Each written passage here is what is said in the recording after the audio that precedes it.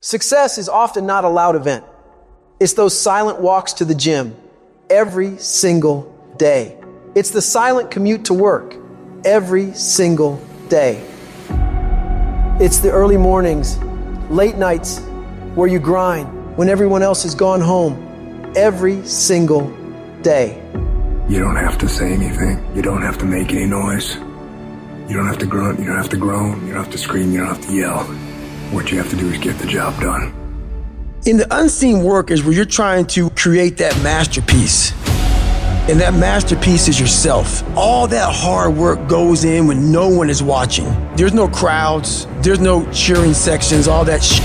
It's just you against you. And you have this rock, which is yourself. And you go through and you start to just chip away at these rough edges. Every fucking morning, you don't want to get up. You don't want to go for that run. You don't want to go to school. And each day, you fight that urge to stay in bed. But you still fucking get up. You chip away at another rough edge. And over a period of time, you begin to form that masterpiece.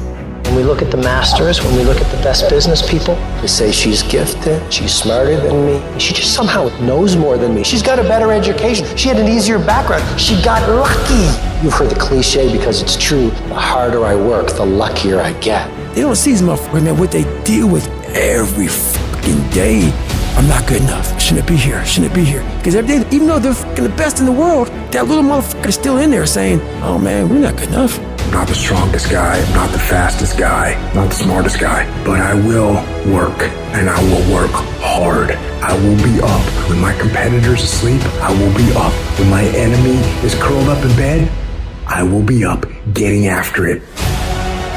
The masters make the hardest things in the world look easiest. And in the moments where you push yourself, those moments tend to lead to success. But you've got to stop rationalizing, stop making excuses, stop telling yourself little watered down assessments of where you're really at. Tell yourself the truth. And the truth shall set you free. And the truth that I had to come to grips with, that I wasn't in charge of my destiny. The truth was that I wasn't giving all that I had. The truth was that there are some things that I wanted to do, but I didn't have the courage to act on those things. I had to start looking at my life differently. I started going to work earlier. I started being the last one to leave there. I started working harder than anybody else. The other guys could not. Why would you work so hard, Les? I've been cheating myself and my family, wherever you are, whatever you're doing, do it with everything that you have. Develop the habit of giving more than what you're paid for.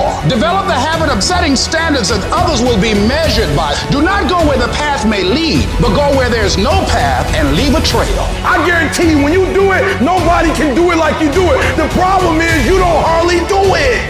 You love sleep too much. You love that alcohol too much. You love that substance too much. You love that vice too much. There's something that you love more than yourself, than your dreams, than your goals. And if you're gonna make it happen, everything in the world has to become secondary. You've got to become obsessed to the point where people think you're crazy. You discipline yourself every day to do what is required. You sweat, you suffer, you endure, and at the end of it all, you win.